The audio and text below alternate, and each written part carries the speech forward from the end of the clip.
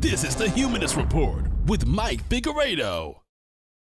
The Humanist Report podcast is funded by viewers like you through Patreon and PayPal.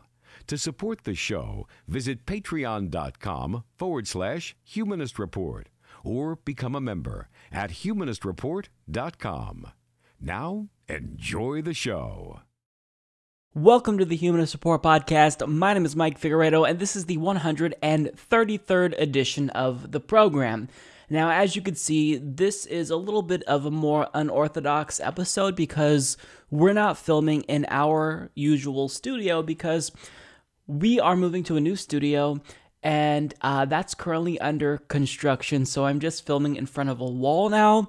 I'm going to work as hard as I possibly can to get the new studio up and running in time for the next episode, but I can't make any promises.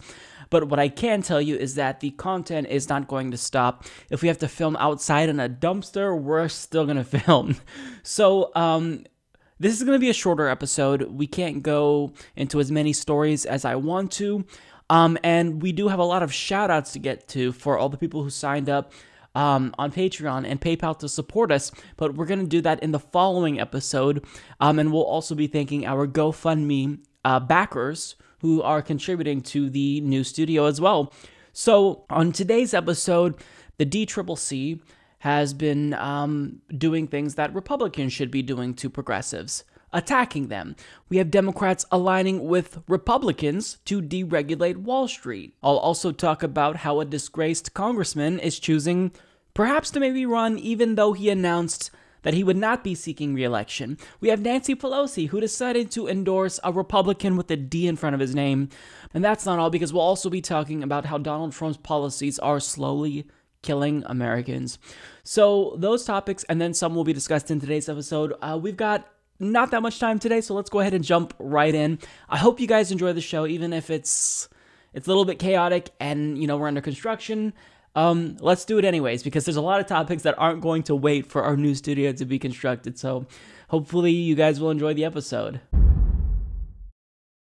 There's been an almost 2-week-long strike in the state of West Virginia in all 55 counties. And the reason why the strike is going on, quite frankly, is because teachers are tired of being taken advantage of, and they're sick of it. And their strike is really substantial because more than 250,000 children weren't able to attend school because of the strike, which kind of lit a fire under the butts of legislators in the state. However, even when union leaders announced that teachers would return to work as an act of good faith after the governor announced a plan that would actually raise wages of teachers by 5% in order to accommodate increases to cost of living and an increase to monthly health insurance premiums, well, teachers still decided to remain on strike. And the reason why they decided to still remain on strike and not choose to go back to school as an act of good faith, since the governor did demonstrate that he did want to raise their wages, was because it looked as though they weren't actually going to get what was promised to them. And according to the New York Times, Senate President Mitch McConnell has expressed deep skepticism about the plan, which was not on the agenda for consideration by the Senate Finance Committee as of Friday morning. Mr. Carmichael has suggested that any extra revenue should go toward shoring up the state's health insurance program rather than toward raises for teachers. So basically, to break down what happened, the governor had announced that he would sign a bill raising wages of teachers by 5%. The Republican-controlled House passed that bill overwhelmingly, but when it got to the Senate, this one asshole decided, you know what, I don't really care about teachers, so we're not going to pass this bill. Now, what did the teachers in West Virginia do as a result? Well, they raised hell. They continued the strike. They protested in front of the state's capitol every single day and even occupied the state's capitol at one point. And as Brandy Bochna-Tuck writes in an op-ed for PBS NewsHour, You simply cannot understand the intensity of a labor strike until you actually live through it. Since day one, hundreds of teachers stand outside the House doors, chanting continuously for hours. I find it to be one of the most compelling moments of my life. The building is filled with this eerie roar of educators fighting for a voice, united. We are in this position because education is not a priority to our government. There are currently over 700 teaching vacancies in West Virginia. Connect that to the fact that our salaries rank 48th in the nation. Workers are on strike not only over pay raises but healthcare benefits as well. The state-controlled Public Employees Insurance Agency, which regulates healthcare premiums, is at the root of the problem. So really, there's a lot going on. They're not being paid enough. Their healthcare insurance premiums are increasing, and they're just standing up and they're doing what needed to be done. Now, this strike would have already ended had the Senate, and Carmichael in particular, actually passed the bill that the governor promised the legislature would pass. But since it didn't, they're saying, give us what you promised us, or we're going to remain on strike. Now, finally, as of today, Governor James Justice actually did sign a bill into law that gave teachers a raise by 5%. And as far as we know, since they now are getting what they were promised, which, again, 5% raise, that's not a lot. That's not.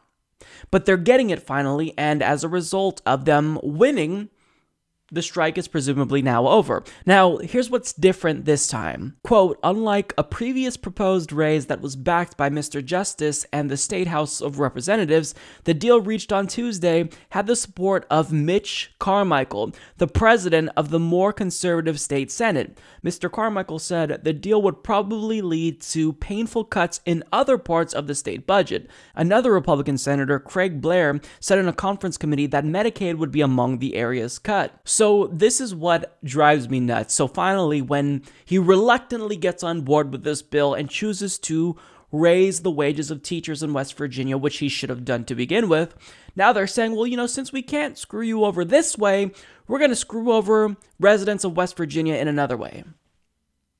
First and foremost, it's not just teachers that were affected. If you don't take care of teachers, that harms students and everyone else in the state of West Virginia. So this wasn't just about teachers in West Virginia, even though they were the ones on strike. Teachers are important for the future of our country. We need them. So teachers are important, but since they no longer can screw over teachers, they're going to try to do what they can to screw over other citizens in the state of West Virginia.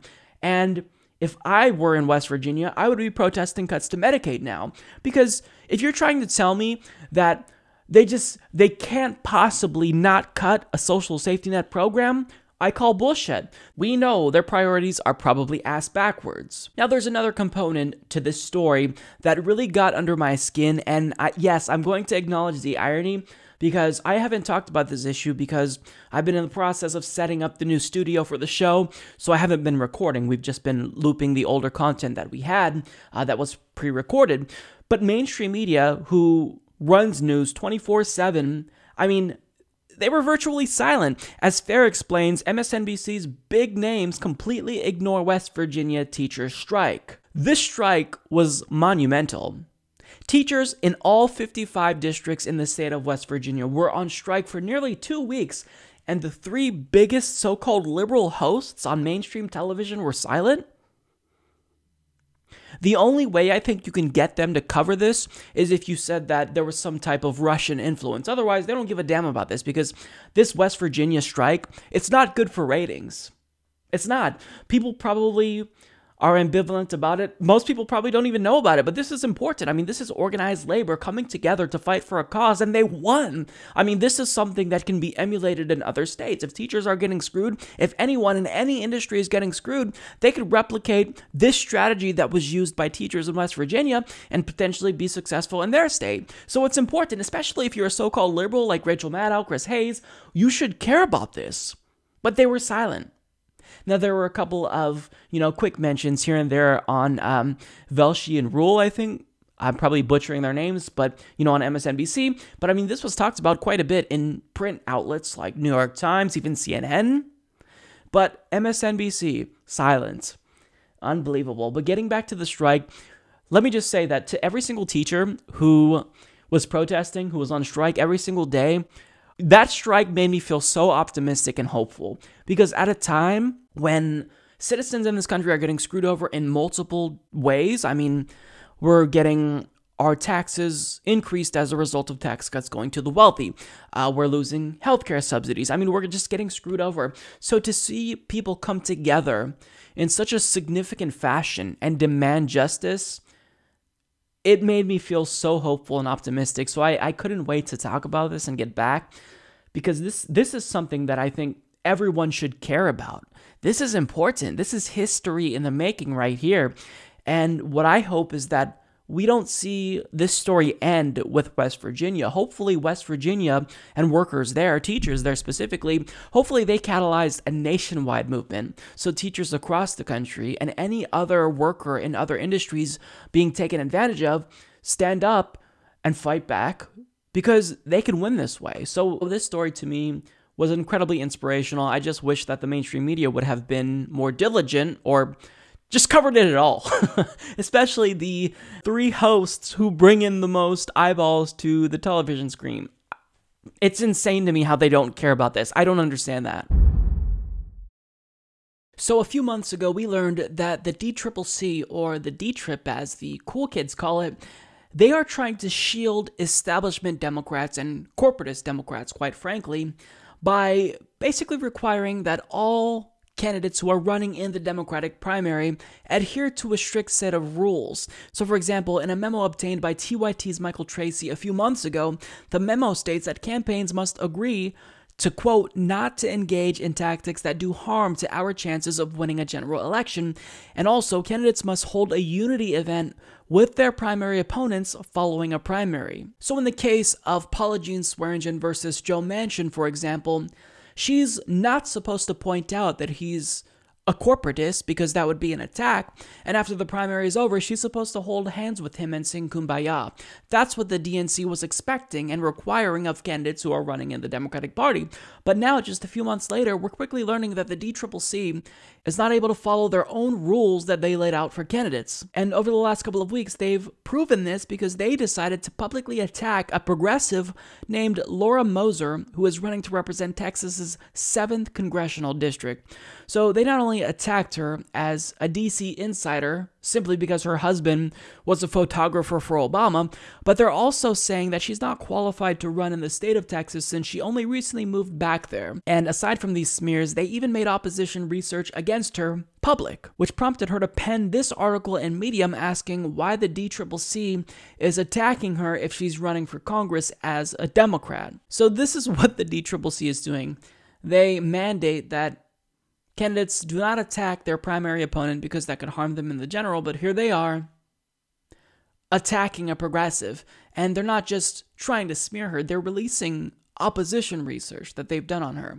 They're making it public so that we have Laura Moser, who's currently in a runoff. If she does become the winner in that primary, the Republican opponent who's running against her can use that opposition research that they made public. So if you are worried about hurting Democrats in the general, you couldn't possibly do anything more harmful than what they did to Laura Moser.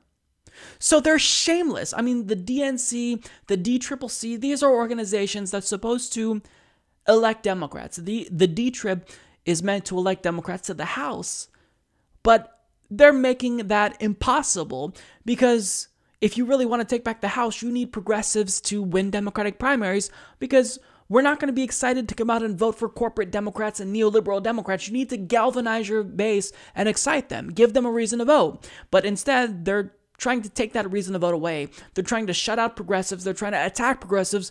And quite frankly, it's sickening. And the smears that they do against progressives is just the tip of the iceberg, because what they do when it comes to policy is also morally reprehensible, because recently they actually tried to dissuade House Democrats from supporting single payer. They've also advised candidates running for Congress to not, quote, politicize mass shootings by talking about gun control. And of course, as I just talked about, they're now publicly attacking grassroots progressives, which leads me to believe that the DCCC chairman, Ben Ray Lujan, is more problematic than Tom Perez. He is. He might be as bad as Debbie Wasserman Schultz, because Debbie Wasserman Schultz, I mean, even though we knew what she was doing behind the scenes, he's doing it right out in the open.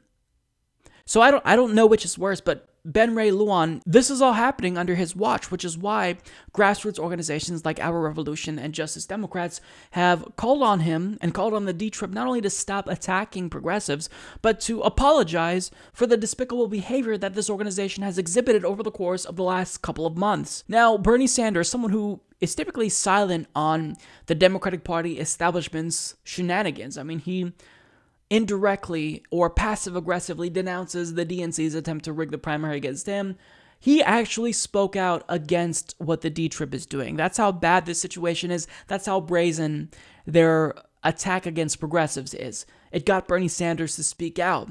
So the Hill reports, Senator Bernie Sanders said on Wednesday that the Democratic Congressional Campaign Committee's attacks on a progressive House candidate in Texas were, quote, appalling and unacceptable. What these organizations should not be doing is doing negative attacks on Democratic candidates, Sanders told the Associated Press in an interview. That just continues the process of debasing the democratic system in this country and is why so many people are disgusted with politics. Yeah, you don't say. So I'm glad that Bernie Sanders actually decided to speak out because, I mean, what they did to lower Moser, this, I don't want to say it's unprecedented, but it's certainly, it's something that you'd think they would be aware of because we just learned that the DNC rigged the primary a couple of years ago.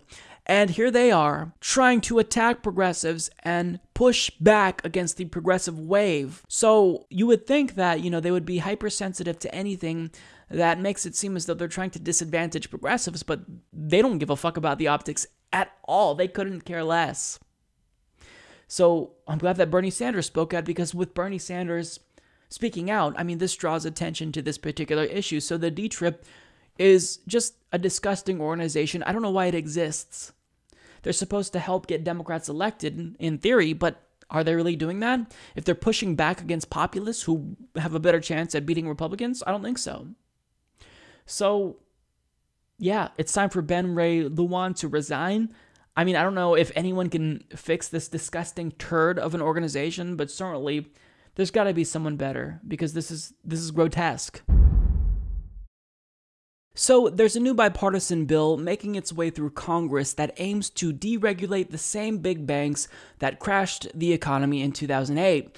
Now, by reducing regulations, making these big financial institutions exempt from strict regulations that would prevent them from crashing the economy, this not only increases the likelihood that they'll crash the economy again, but require another taxpayer-funded bailout. Now, I told you it's bipartisan, so you might not necessarily think that a bill that aims to deregulate Wall Street in a brazen way would have so much bipartisan support. So if there's bipartisan support, then exactly how many Democrats are on board? I mean, really, it can't be more than one or two, right? Actually, no. 17 Democrats in the Senate are teaming up with Republicans to do something that is so harmful. Again, it's going to lead to another crash of the economy. So according to John Keeley of Common Dreams, Senator Angus King of Maine and 16 Democrats joined with 50 Republicans in the U.S. Senate to advance a bill that critics say is just another handout for Wall Street banks, one that also sets the stage for the next major financial meltdown. With a vote of 67 to 32, including the 17 Democrats who voted yes, a motion to proceed received enough support to send the Bank Lobbyist Act, technically the Economic Growth, Regulatory Relief, and Consumer Protection, or S-2155, to the floor for debate, possible amendments, and then a final vote later this week or next. So what's in this bill specifically? We know that it deregulates Wall Street, but what exactly is it doing? Well, Jake Johnson of Common Dreams reports a major feature of the bill is exempting about 24 financial companies with assets between $50 billion and $250 billion from the highest levels of regulatory scrutiny from the Federal Reserve, notes the Washington Post's Jeff Stein, who first reported on the CBO's finding. According to the CBO, such exemptions would give large institutions, including so-called too-big-to-fail banks, more freedom to engage in the kind of risky behavior that led to the 2008 financial crash, thus making them more likely to collapse again. So these are banks that are worth between 50 and 250 billion. They should be broken up. There should be no such thing as too big to fail financial institutions, but instead, what these legislators are doing is they're loosening restrictions, giving them even more power to gamble with our money, engage in risky behavior that will lead to another economic crash. That's not going to hurt those big banks. It's going to hurt the average American citizen because we're going to be the ones to have to bail them out. We'll be the ones who will be affected by the economic consequences of their despicable behavior. But yet, we have 17 Democrats, technically 16 Democrats, but Angus King usually caucuses with Democrats. He is an independent, a lot like Bernie Sanders, but he went along with this plan to deregulate Wall Street. So 16 Democrats that voted to proceed. Who are they? Well, these are the Democrats. We have Michael Bennet, Tom Carper, Chris Coons, Joe Donnelly, Maggie Hassan, Heidi Heitkamp, surprise, surprise, Doug Jones, Tim Kaine, Angus King, Joe Manchin, no surprise there, Claire McCaskill, Bill Nelson, Gary Peters, Jean Shaheen, Debbie Stabenow, John Tester, and Mark Warner. So, we have the usual suspects. We have Joe Manchin, Heidi Heitkamp, anything that screws over the middle class that Republicans support, they're going to go along with it. But we have some people here. We have Doug Jones, just elected by African Americans in the state of Alabama. And what does he do? Screws them over almost immediately. It's been a couple of months, and this is what he does. Tim Kaine, Hillary Clinton's vice presidential pick, going along with this bill to deregulate Wall Street. And this comes after he recently publicly stated that he's skeptical about the benefits of single-payer healthcare. See, he's skeptical about something like single-payer, which would literally save lives, but when it comes to deregulating Wall Street, he's on board with it. He has no question about it.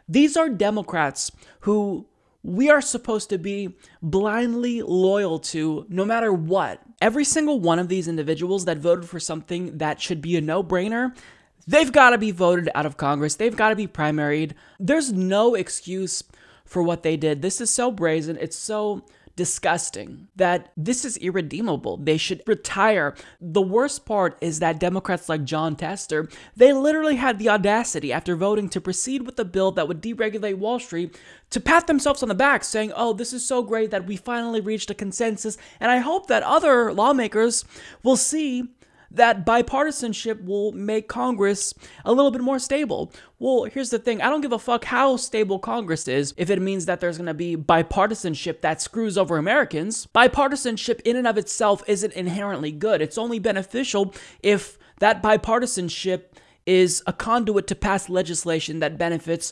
normal Americans. But this is not what's happening. Anytime there's a bipartisan bill in Congress, then we have to be skeptical that it is screwing over Americans, because that usually means that corporatists from both parties are teaming up to fuck us over even more than they already have been doing.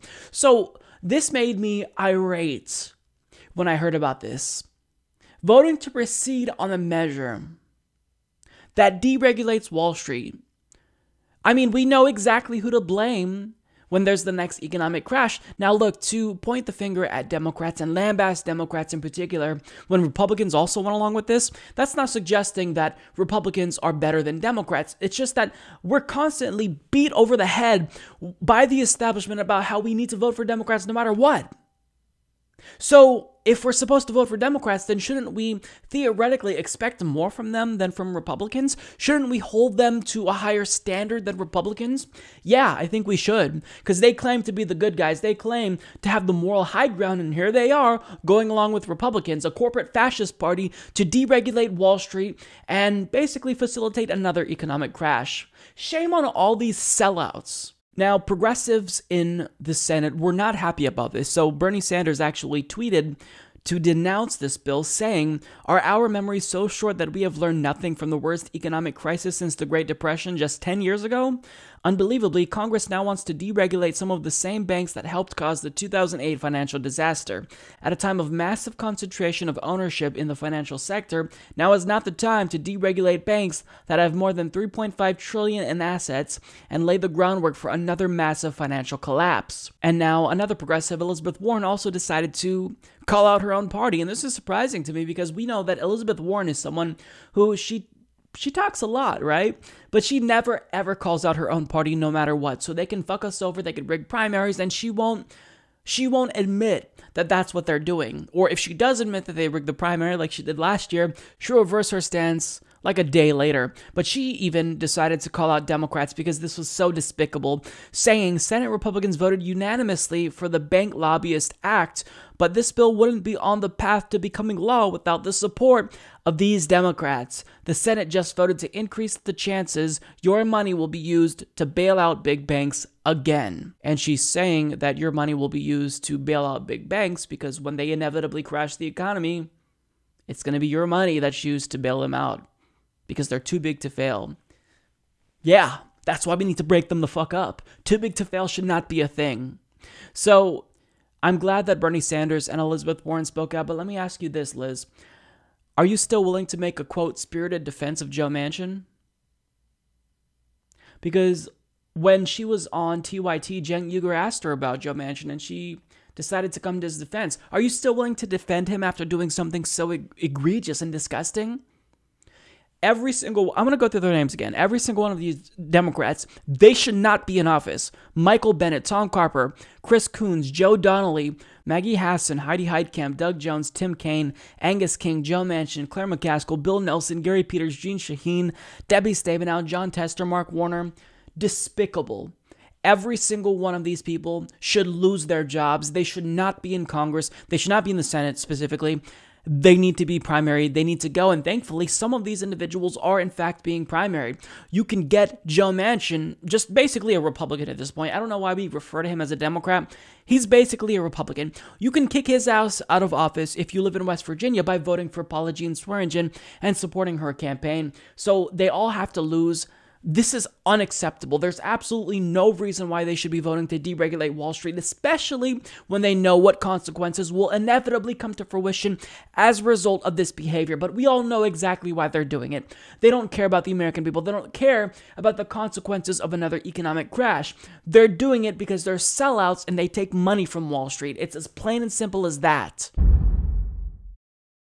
So there's an individual named Dan Lipinski who is seeking re-election for the 8th time in Illinois' 3rd congressional district, and this person is a Democrat, but you wouldn't necessarily think he's a Democrat based on his voting record. Now, when House Minority Speaker Nancy Pelosi was asked about whether or not she supports his bid to be re-elected for the 8th time, after he proved to be more of a Republican than a Democrat, well, according to reporter Al Weaver, she states that she, in fact, supports his bid to be re-elected. Now, specifically, why is that a problem? Because Nancy Pelosi supports conservative Democrats all the time. Well, this headline pretty much says everything we need to know about Dan Lipinski. Nancy Pelosi just endorsed a congressman who opposes abortion and gay rights. Dan Lipinski even voted against Obamacare. So, here's the thing about Democrats. They suck. Because when it comes to economic policy, they're conservative. So the one good thing about Democrats is that they're at least socially liberal. They're pro-gay Republicans, as Jimmy Dore puts it. But to remove that positive aspect away from a Democrat, to have a Democrat that's both socially conservative and economically conservative, you no longer have a Democrat. You have a Republican. And he voted against Obamacare. I mean, Obamacare was not great, but it was at least better than what we had at the time. He voted against that as well. So, I mean, everything we need to know about Dan Lipinski is summed up in that short article, you'd think, but it actually gets a lot worse than what that headline tells us, because Tim Murphy of Mother Jones explains Illinois Democratic Representative Dan Lipinski's career is on life support. The 7-term congressman from the Chicago area, who inherited his seat from his father, is facing a formidable primary challenge from businesswoman Marie Newman, whose campaign has been fueled by progressive anger at Lipinski's opposition to reproductive rights, LGBT rights, and Obamacare. Emily's List, the national organization that supports pro-choice women candidates, has backed Newman, and along with a host of progressive groups, including Planned Parenthood and the pro-LGBT rights human rights campaign, has spent heavily on ads against Lipinski. And these are the types of ads that they are running against Lipinski. They tell us a little bit more about him. He opposes abortion, even in cases of rape and incest, and pushed to defund Planned Parenthood. But it's not Trump. It's your Congressman Dan Lipinski. In Congress, Lipinski has supported 52 bills to restrict a woman's right to choose and to block low-income women from accessing birth control and other healthcare services. You can't fight Trump when you agree with him. It's time for Dan Lipinski to go. Citizens for a Better Illinois is responsible for the content of this advertising. That's a Democrat. Why? I have absolutely no idea. I think it's strategy. He clearly is aligned more with Republicans, but he probably thinks that that district is blue and wouldn't vote for him if he was a Republican. So he just decided to act like a Republican and stay as a Democrat. Well, look, if it walks like a duck, quacks like a duck, it's a duck. So Dan Lipinski is a Republican. And when you've got establishment organizations like Emily's List, Planned Parenthood, the Human Rights Campaign, all coming out against him, and even the DCCC, maybe perhaps the only organization more corrupt than the DNC, or at least as corrupt as the DNC, they came out against him as well. Still, Nancy Pelosi endorsed him. That sounds kind of dumb, dumb, dumb, dumb, dumb. And it gets even more pathetic. This is an individual that voted against Nancy Pelosi's bid to be leader, not once, not twice, count them, 4 different times. So he has personally done things that affect Nancy Pelosi negatively, and she still endorsed him. What's wrong with you, Nancy? And see, this is why I think it's hilarious when neoliberal centrists and mainly, mainstream media pundits like Joanne Reid call us sexist for calling for the ouster of Nancy Pelosi. It's things like this, endorsing a Republican over a true progressive like Mary Newman. Again, if Dan Lipinski isn't even socially liberal, what good is he to the party? He votes against things that Nancy Pelosi pushes for, even the most moderate liberal reforms he's against, like Obamacare. But she still endorsed him when he is not an asset to the party. I don't get why she's loyal to him. I think there's something going on behind the scenes that we don't know about. Now, I don't want to speculate. I don't want to drum up conspiracy theories, but this makes no sense to me. This is absolutely absurd. For her to endorse someone who is even against her being a leader in the party makes no sense to me. It's not just the policies. There's something else going on here. So she basically endorsed a Republican. So I'm trying to think if maybe they have an agreement of some sort. I don't know what the hell it is. But this is really strange. I don't know what Nancy's doing. Half the time I don't know what she's doing, but this time I really am confused by her behavior here. Nancy, the only one holding progressives back and the country back more than Dan Lipinski is you, because you continue to provide cover to these conservative blue dog Democrats that are hurting your party. They're demoralizing the base. Who's going to want to come out and vote for Dan Lipinski? You're basically giving that seat to a Republican. And yes, I get it. He won multiple times. But times have changed in this country. People are paying attention to what's happening in American politics. And they see that this so-called Democrat is in Congress screwing them over. They thought that they voted for a Democrat and could just sit back and relax, but they're getting a Republican effectively. So people are paying attention. We are making note of every little thing that you do, Nancy, and this is not acceptable.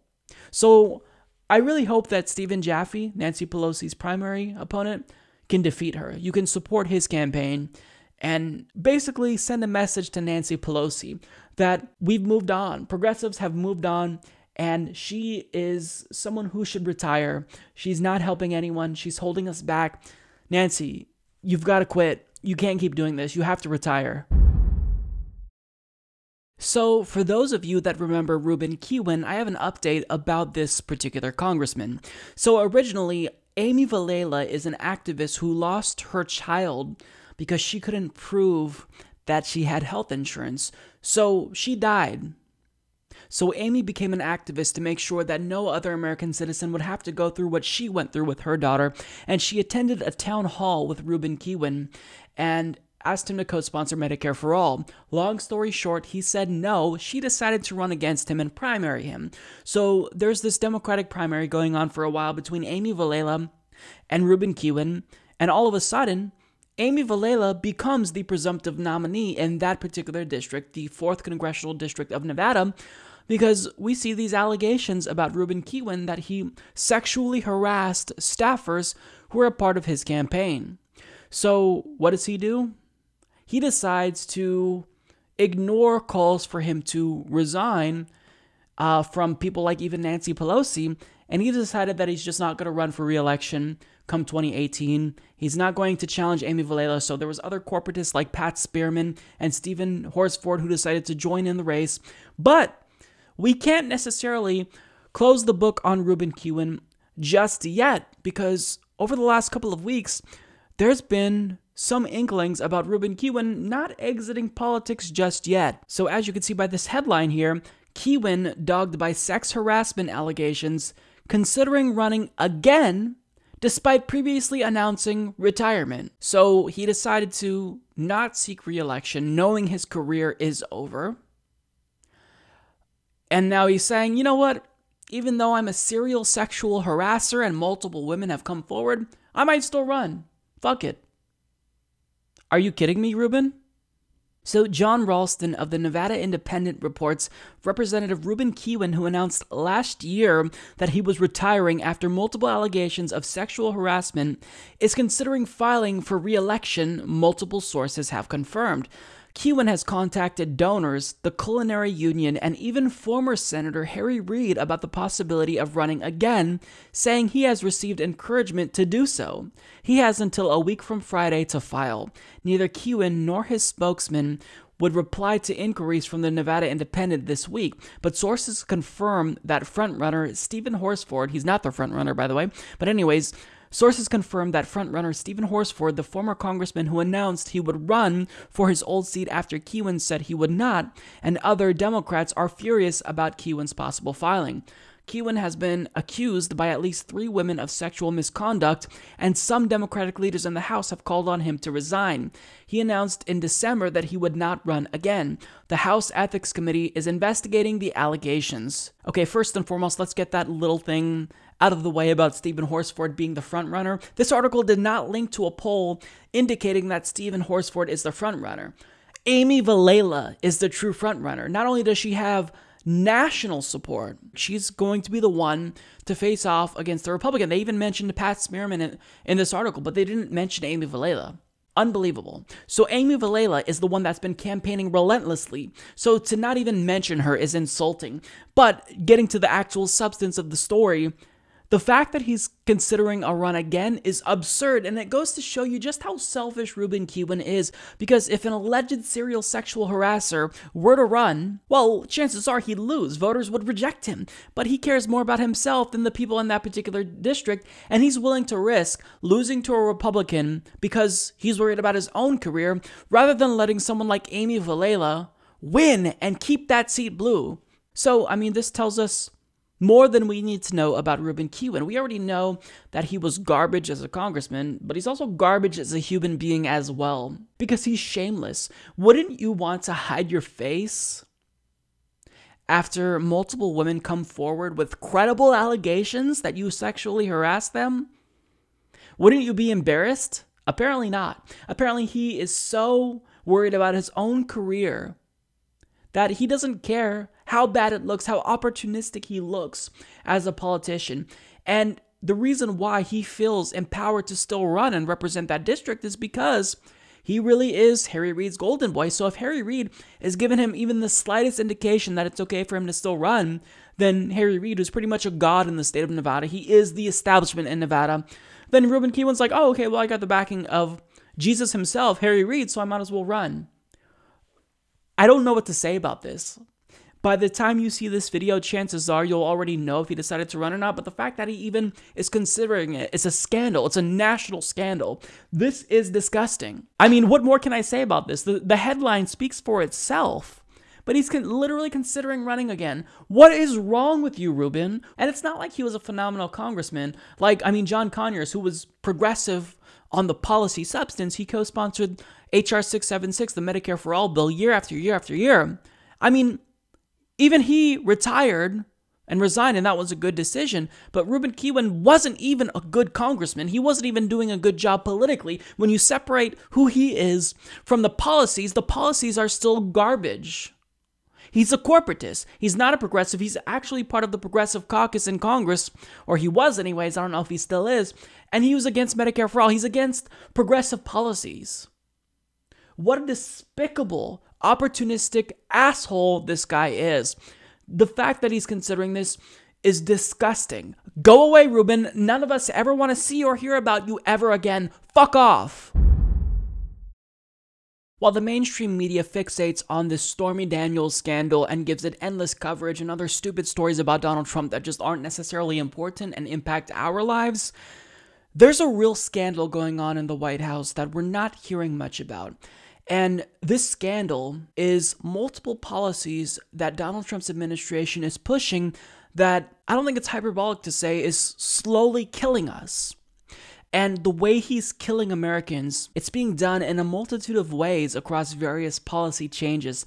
So according to Vox, the Trump administration is quietly dismantling the Affordable Care Act, taking a series of regulatory steps that will make it easier for insurance companies to sell plans that exclude patients with pre-existing conditions or don't cover basic services like maternity care, mental health treatment, and prescription drugs. So how specifically is he doing this? Well, the Health and Human Services Department published new rules recently that widen access to short-term healthcare plans that are cheap and are intended for people that don't have access to full coverage and are in between jobs, for example. Now, at face value, these plans might seem like a great deal because they're cheap. They're like less than $100 a month in most cases. The problem is that since these are traditionally meant to be temporary healthcare plans, the regulations that were passed under the Affordable Care Act don't fully apply to these plans in particular. Quote, plans can deny people insurance based on their medical history, charge them higher premiums because of their pre-existing medical conditions, and craft skimpy benefits packages that will appeal mostly to young and healthy people. Now, again, the reason why these plans in particular are exempt from Obamacare regulations is because they're temporary. In most cases, you have them for a couple of months and then you move on to a more permanent health plan. But what Donald Trump is doing is he's trying to make it so that way these plans become more widely available and they last longer, when that's not what these were intended to do. So people who are well might think that this is a great idea and they'll buy it and think that they have health insurance, but the minute they get sick, they're going to realize that they're getting ripped off because this isn't meant to be a long-term plan.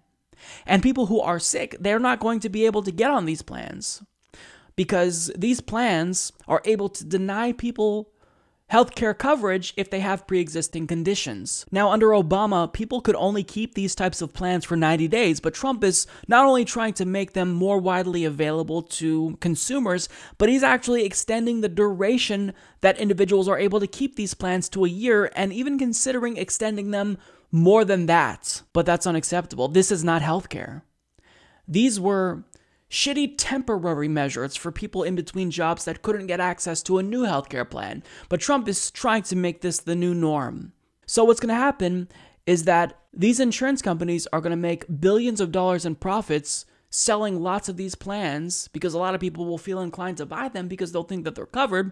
But in actuality, this will facilitate sick people dying because they can't get coverage, because they're going to be denied it based on pre-existing conditions. And people who do buy these plans, I mean, you might be able to see your doctor with it, but if you need any substantial medical procedure, surgery, anything like that, it's not going to be covered under these plans. Again, these are temporary plans. They're not meant to be permanent, but Donald Trump is trying to move towards a system wherein these plans are in fact more common and more permanent. But that's not the only thing that Donald Trump is doing that is harmful to American citizens.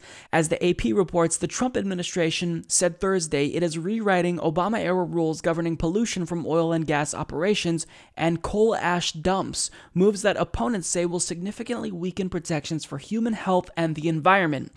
The changes proposed by the Environmental Protection Agency are the latest in a series of actions taken over the last year to roll back regulations opposed by the fossil fuel industry. The agency said the revisions would save electric utilities $100 million per year in compliance costs, while oil and gas operators would reap up to $16 million in benefits by 2035. So, in other words, water will be dirtier, the air will be polluted even more, and if these policy changes make you sick, good luck getting health insurance, because congratulations, now this sickness caused by deregulation That's the pre-existing condition. Health insurance companies aren't going to want to give you insurance if they think you're sick and will cost them money. So he's not only changing conditions in the country with regard to regulation of the environment and water to basically facilitate more sickness in this country, but he's making it more difficult for you to get actual, real substantive coverage in the event you are sick. But that's still not all, because Vice President Mike Pence recently declared that legal abortions in the United States will end, quote, in our time. And look, I don't know the extent to which they're going to be successful at achieving this goal. I think it's going to be a huge task ahead of them if they really want to ban abortions, but they are restricting access to abortion. That's what Trump's administration is doing, and it's not just Trump. Republicans are doing this at the state level as well. Now, what happens if we ban abortion in the United States? Well, that will not change the amount of abortions that are actually occurring.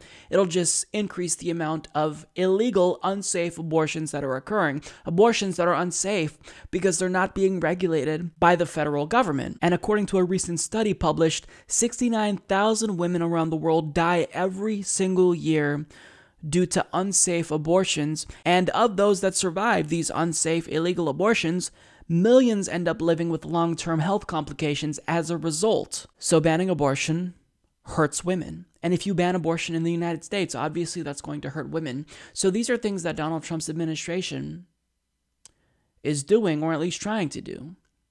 They are making healthcare more difficult to achieve and making shittier healthcare options more widely available, simultaneously as they deregulate the oil and gas industry, allow coal companies to pollute water. These are all policies that will slowly kill American citizens. It might not be quick, but he's making people sicker. He's making access to healthcare more difficult to come by. When I say healthcare, I mean real healthcare.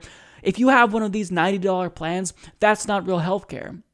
Because if you have a medical emergency, it's not going to be covered. So you don't have healthcare. You might feel like you have healthcare. You might feel protected, but in actuality, you're not protected. So these are the things that Donald Trump is doing that are the real scandals, in my opinion. Not this Stormy Daniels bullshit. Yes, that speaks to Donald Trump's character. He claims to be an evangelical all of a sudden, but we all know he's a hypocrite. But these are the real things. The policies Donald Trump is doing that couldn't be more harmful to the American citizens. And it's not just like he's only hurting Americans. I mean, he's waging an illegal drone war that he ramped up by 400% in numerous countries, 8 countries now, including Niger. Trump is absolutely a menace.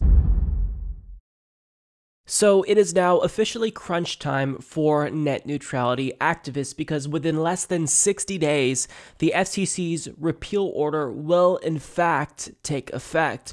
So if you care about this issue, now is the time to make some calls to your state representative, to your state senator, to your governor, and tell him or her to protect net neutrality in any way that they can. So we have to put in time, we have to put in the work to make sure that net neutrality is protected if this order does in fact take effect, which it probably will at this point, unless Congress is able to pass the Congressional Review Act resolution that nullifies the repeal. Then it's going to go into effect. Now, we don't necessarily know if we'll have the votes needed to pass this in Congress, but in the meanwhile, we can't bank on that. We have to act quickly. Now, thankfully, there are lawmakers across the country that are coming together to save net neutrality. And the state of Washington recently had a huge victory because they passed the toughest net neutrality legislation in the country. As Fast Company reports, Washington state has passed sweeping legislation to regulate internet access for its residents. The bill cleared the state Senate on a 35-14 vote with bipartisan support. It had already blown through the House of Representatives by 93-5 on February 9th, and Governor Jay Inslee is on record as ready to sign it. It's swift bipartisan action to protect net neutrality, which is terrific. The bill's main sponsor, Democratic Representative Drew Hansen, tells Fast Company, Washington's law applies to all internet service providers that serve residents, whether or not they have state deals. all internet service offered in Washington would have to be free from blocking or throttling of legal online content, nor could it be subject to a system of premium-priced fast lanes that offer better bandwidth to content providers that pay extra for the privilege. Just because the FCC claims it has the power to preempt state laws doesn't mean that it actually does, says Hansen. I can claim that I have the power to manifest unicorns on the Washington state capitol lawn, but if you look outside right now, there are no unicorns. So that sends a very strong message to Ajit Pai. You told us that we're not allowed to regulate the internet in our states, and this is our message to you. We're going to do it anyway. So I absolutely love not only that they passed this, but that they're taking such a strong stand for net neutrality. And hopefully this law will catch on and we'll see other states pass this type of legislation. Now understand what they're doing here. They're regulating internet service providers both directly and indirectly. So as you all know, the FCC did in fact try to preempt states to block them from passing their own net neutrality laws. That's what Drew Hansen was talking about here. But states are trying to get around that by basically passing laws that don't directly regulate internet service providers, but they just say, well, we're not going to sign a contract with any internet service provider that chooses to violate the principles of net neutrality. But Washington is saying, well, we're going to regulate it directly and indirectly. We don't care what Ajit Pai says. And this is fantastic because they're creating a model that I hope catches on, as I stated earlier, but it seems as though Washington is beginning to rub off, at least on its neighbors, because Oregon also made some progress with their net neutrality law. So the Oregon House of Representatives actually passed a law protecting net neutrality in a 40-17 vote. And as the Seattle Times reports, if enacted, the measure wouldn't mandate internet service providers take any action, but would stop state agencies from buying internet service from any company that blocks or prioritizes specific content or apps starting in 2019. The prohibition would include cities and counties, but includes an exemption for areas with only a single provider. So this law in Oregon is definitely a step in the right direction, and I hope it passes. I think that if we are in Oregon, we have to make calls to make sure that it does go through. But this is not anywhere as near as strong as Washington's law is, and that exemption, in a way, is problematic. Now, look, understand, I get the logic behind that exemption, because if there's one county and one internet service provider in that county, if that internet service provider wants to violate net neutrality, then by regulating the internet indirectly, they're saying, well, you know what, we're not going to buy internet through you or contract with you because you're violating net neutrality. And if the state did that, then guess what would happen? Everyone in that county would be left out. Now, in actuality, I think that this reasoning is flawed, because these greedy companies aren't going to deny themselves the chance to make more money just because of this net neutrality law. So if push comes to shove and there's one county with one internet service provider, do you think that that internet service provider is not going to offer internet just because they want to violate net neutrality? Absolutely not. So I wish that the state would have been stronger here and said, you know what, we're just not going to buy internet from you whatsoever. And if that means that this county is going to be left with no internet, then so be it. Now, of course, in actuality, I don't support that. There will be internet. I'm just saying that they're not understanding just how greedy these companies are. And even if they abide by net neutrality, if that means making them money in one county where they're the only provider, they're going to do it. So this really is weak net neutrality legislation, and I would like that exemption excluded from this bill, but nonetheless, this is a step in the right direction. So as you can see, state lawmakers are doing a lot. We have governors doing a lot, and now thankfully mayors are now stepping up from across the country in major cities to speak out and call on Congress to pass the Congressional Review Act resolution to nullify the FCC's repeal of net neutrality. As Chloe Kim of State Scoop reports, in an attempt to save Obama-era net neutrality rules, more than 75 U.S. mayors and elected officials have signed a letter supporting a congressional review of the FCC's recent net neutrality rollback.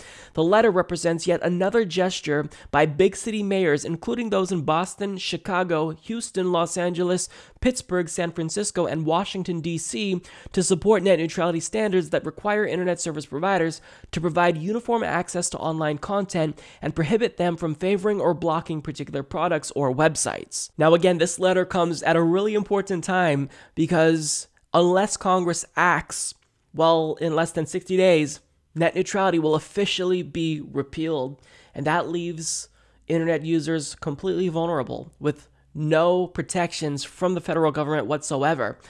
And I don't necessarily know that these ISPs would quickly just brazenly violate net neutrality, but make no mistake about it, once this repeal takes effect, they're going to be doing things that screw us over in order to enhance their profits. Now, it's not just lawmakers who are fighting to save net neutrality, it's also tech companies. Because as Julia Horowitz of CNN Tech reports, several tech companies, including Etsy, Kickstarter, Foursquare, and Shutterstock, filed a petition on Monday afternoon challenging the Federal Communications Commission's rollback of net neutrality protections. Many states are also taking the FCC to court over the issue. In other words, what are tech companies doing to protect net neutrality if they support it since they can't pass laws? They're suing the FCC. So not only is the FCC being sued by multiple states, by multiple attorneys general, and states by proxy of attorneys general, but they're now being sued by tech companies. So even if net neutrality goes away, if this repeal does take effect within 2 months, then understand that the battle is not over. But that doesn't mean that we become complacent. We still have to fight and do everything that we can to get our own states to pass laws that protect net neutrality, because unless we fight for it, net neutrality will go away. And I think that the constant pressure that you've exerted on lawmakers is responsible for all of these laws that we're seeing across the country. So look, we're in crunch time now. We've got to act. So please, take the time, 5 minutes out of your day, to call your state representative. Also call whoever's representing you in Congress and get them on board with this Congressional Review Act. Because if we can pass the Congressional Review Act, that's just a quick and easy way to nullify the FCC's repeal of net neutrality. But if we can't do that, then we have to fight at the state level, and that's going to be really tough. So the easiest way, the biggest solution, is to nullify the FCC's repeal order, but we can't bank on that just in case that doesn't pass. And keep in mind that there's another bill that lawmakers like Marsha Blackburn are pushing that doesn't actually repeal or save net neutrality. They're saying it saves net neutrality, but it doesn't. So there's that we also have to look out for. So when you call your lawmaker, tell him or her to support the resolution in Congress, particularly in the Senate currently, to nullify the FCC's vote to repeal net neutrality. We've got to act quickly. So while I was gone, there was a story that came out that you'd really only expect to find published by a satirical website like The Onion, but this was real life. So apparently, Ajit Pai, FCC chairman, maybe you heard of him, he received an award for displaying courage while fucking over the American people during his bid to repeal net neutrality. I'm not kidding. So according to Kaylee Rogers of Vice, Ajit Pai, the chairman of the Federal Communications Commission, was surprised Friday when, instead of delivering prepared remarks as he had planned at the Conservative Political Action Conference, he was given an award from the National Rifle Association. The Charlton Heston Courage Under Fire Award is not given every year, explained Carolyn Meadows, the second vice president of the NRA. It's only presented when a person has stood up under pressure with grace and dignity and principled discipline. Can we just pause right there? This is grace and dignity that Ajit Pai displayed.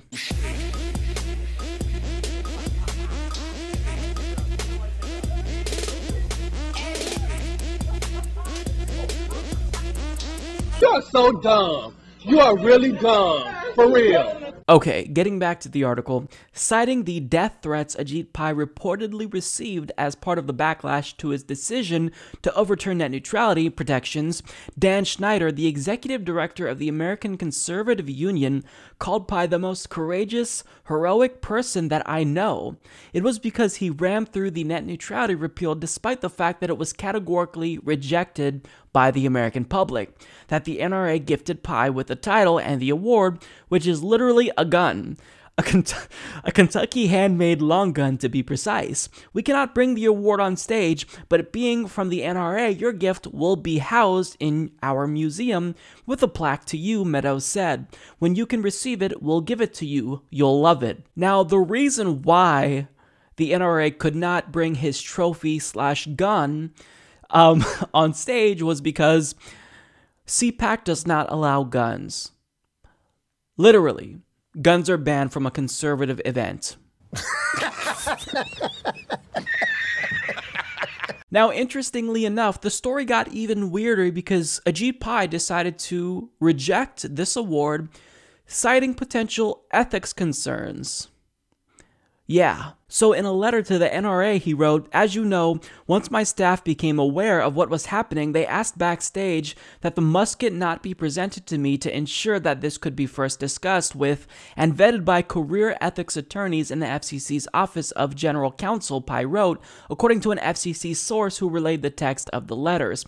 "Therefore, upon their counsel, I must respectfully decline the award," he wrote. "I have also been advised by the FCC's career ethics attorneys that I would not be able to accept the award upon my departure from government service." So, according to this letter, Ajit Pai suddenly really is concerned about ethics, colluding with a Verizon executive to joke about how he's a puppet for Verizon, basically doing the bidding of Sinclair, changing policies so that way they can benefit.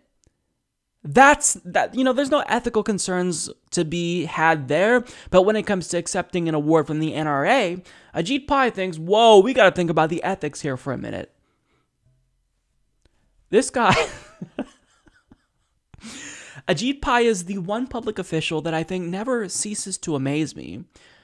This is interesting. So first and foremost, we have to go back to the award itself. The NRA thought, well, this individual here, he's fucking over the American people. He's doing something that they don't like because it obviously screws them over. So let's give him an award because he's courageous in fucking us over. He stood up to us and said, fuck you, as we demanded that he listen to us and do what we want. That's what they gave him an award for. Now they cite the alleged death threats he received, but first and foremost, look, I can't speak to that. All I can say is that I unequivocally do not condone death threats. I don't condone violence or harassment or intimidation of any kind. But what we do know is that Ajit Pai was basically trying to elevate signs that were left in front of his house saying basically that what he was doing was wrong and it was evil. He was trying to elevate that and equate it to basically harassment and intimidation and threats. I mean, I'm sure that there's some other things that he wasn't able to talk about that police were dealing with in terms of death threats, but that still doesn't change the fact that what he did was incredibly wrong. It was harmful. And yes, I do think it took a tremendous amount of courage to do what he did, to basically stand up to the overwhelming majority of the American people and give them the middle finger. I think that that's wrong, but sure, it's courageous, but not in a good way. People do bad things, and it takes courage to do those bad things all the time. That doesn't mean that we should reward them for it. So, this is probably the weirdest story I've come across. And it's one of the other stories I couldn't wait to talk about after I got back, because what the hell? I don't have much to say. Usually, I have a lot of commentary for things, for stories regarding Ajit Pai, but I've got nothing here. This is strange. The NRA, I think, they're going against the American people too, so I think that they could probably empathize with Ajit Pai because they also are doing things that are very unpopular. So at the end of the day, there's so much odd things in this story. The fact that he got the award, the fact that he not only rejected the award, but cited ethical reasons to reject the award. This is strange. Strange times we're living in. It's like the Twilight Zone, but it's real life. Well, that's all I got for you guys. As usual, I want to send a thank you to all of our Patreon patrons and PayPal contributors.